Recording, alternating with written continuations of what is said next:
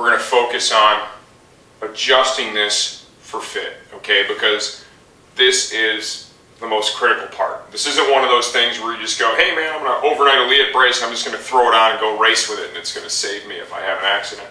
It's not like that, okay?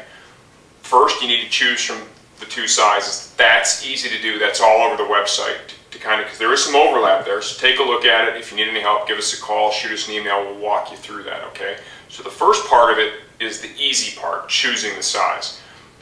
The other part, which is utilizing all the adjustments on it to get it fitted right for you, that takes a little commitment of time, okay? But it's time well spent, because the better you have this set up for your body, the more likely it is it's going to do exactly what it's designed to do, and that's to help prevent those possible neck injuries. What we want to do is we're just going to kind of start off here and we're going to show what do you get. You know, when I get my Leatt brace, what's going to come in the package, right? To help me dial it in for myself. If you want to just kind of zoom in on that a little bit, Josh. We have adjustment pins. Okay, you can clearly see here they go from 0 to 40 millimeters. And what that influences is the distance from front to back, okay, here to here. The goal with the brace is, when you have it properly adjusted, that it fits in a certain manner, making contact up here on your traps, your back, and your chest. We have a large size on this dummy right now to show you what is way, way wrong, okay?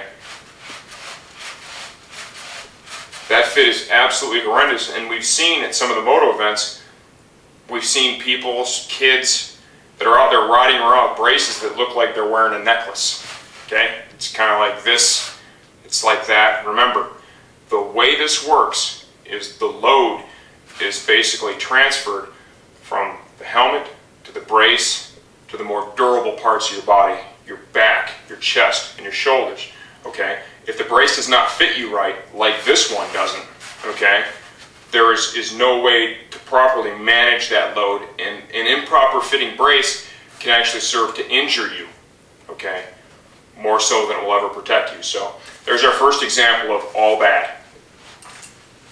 And it's kind of like the Betty Crocker channel here. We just pulled this one out of the oven. Look at that, that casserole's ready. That is just right, okay? You can see here, we have a nice fit front and back, and here at the traps as well. You don't want it too tight, okay? Because let's face it, you're out there off-road riding, you're bouncing around, you know, you got the whoops, you got the braking bumps, you know, you just landed from a double, whatever the case may be. It's going to move around a little bit, okay? So it needs to kind of come back and be able to almost fall right in position, okay, without having to be forced into position. One of the rules that the Leatt rep kind of shared with us, she likes to see that you can kind of get your fingers in between here in the back, okay? Little bit of spacing back here, like that. That's one of the things she looks for. End of the day, what you need to do is you need to make sure that it's able to kind of fall back into its proper position, like so, without being forced over your body parts, okay? There is a strap that comes with this, and that is right here. And you can attach this to the brace, kind of around your torso, and it'll hold it in place, okay? So if you prefer that it's not moving around at all when you're bouncing around on the bike, let's say you're doing some freestyle stuff, and you're doing backflips, God knows what these guys are doing today, you could wear this, and it's just going to help to keep the brace in its proper position at all times. Okay, so you don't have to worry about it moving around. And you'll note too that they did make some key components of it here clear, so you know it'll show your sponsor logos, won't block anything on the jersey, your numbers, stuff like that. So they thought that stuff through as well. Once again, when you get the brace, you're going to get all kinds of cool pieces, even the Allen wrench that you need to help adjust this properly for you, okay? There's clear instructions in the package as well to help get you the proper final result.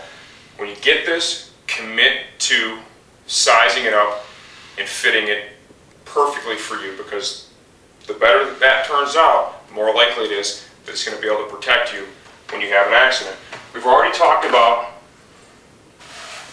the pins, okay, and they're right here, from 0 to 40 millimeters.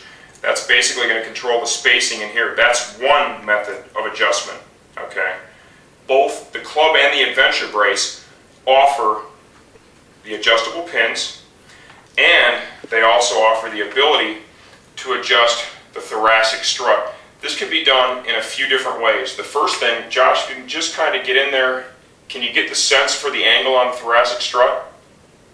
And you can see now it's kind of positioned forward, it's kind of tilted forward. There are also two spacers in here, two 3 millimeter spacers that are inside here, okay? The way we had to set it up for this dummy is we positioned both the spacers on the inside of the thoracic strut to move it further out, okay? You can sandwich the thoracic strut in between those two spacers. You can put the two spacers on the outside of the strut.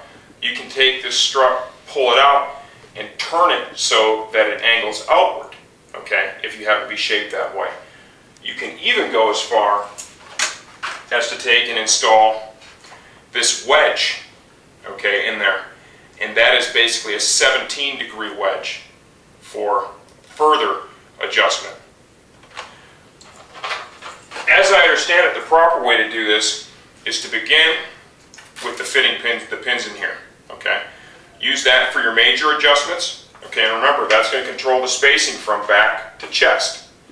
And then use the area back here, the shims, and of course the adjustment block for your fine-tuning, if you need it. That is going to cover both the adventure and the club brace. Now, the thing that club brace offers that the adventure does not is the table. This area here is adjustable on the club. And Josh, if you want to tighten up right here, you can see that we have adjustment screws here, Allen screws.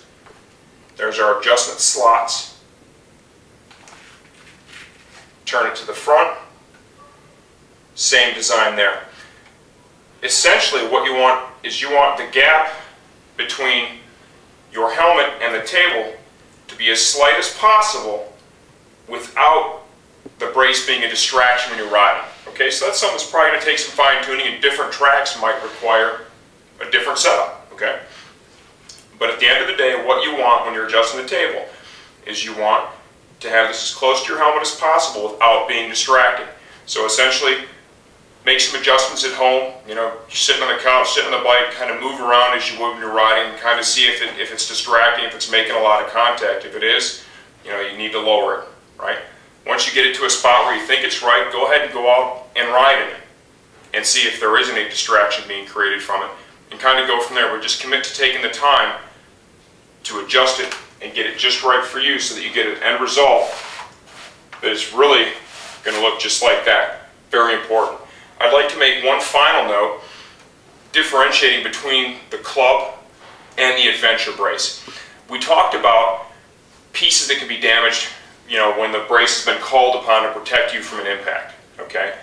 On the club model, the table is replaceable as the rear half of the table or the front half of the table. You can also get these pieces here that contact your chest individually, the thoracic strut, all that.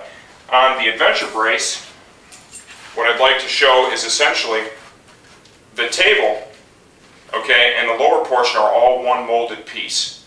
So the cost of replacement parts for the adventure is a little bit higher than it is for the club, because you can't buy just the table part, okay? You have to buy the table and the lower part as they're molded together in one piece. So that's something to consider if you're choosing between the two available options, the club and the adventure.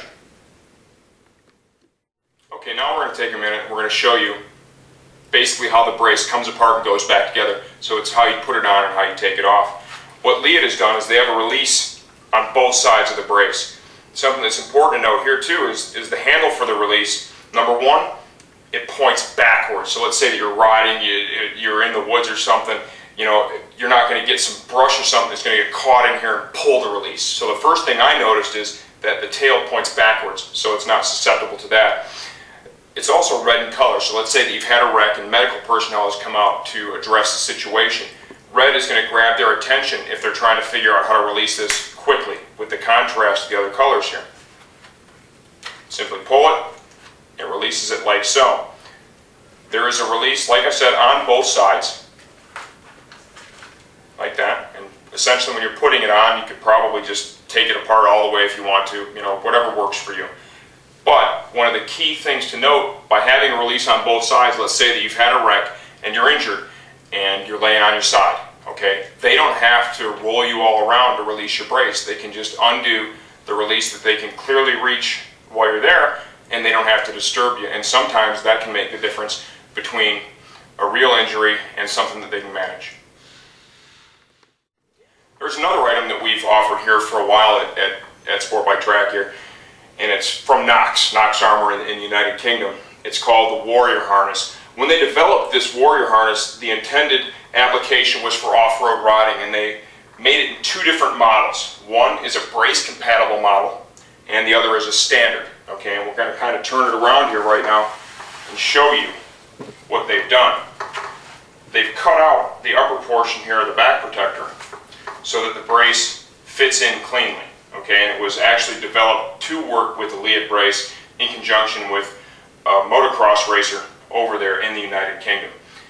End of the day, I'm not saying this piece here is endorsed by Leatt, anything like that, but what we have here is a CE certified harness that has back protection, shoulder, and kind of bicep protection. And if you're riding motocross and you're getting roosted with big rocks, covering the biceps certainly is not going to hurt your feelings. And then we have chest protection here. And this is all CE certified armor from Knox. It works in conjunction with the brace. You can see that the front of the brace is able to go underneath the chest guard, okay?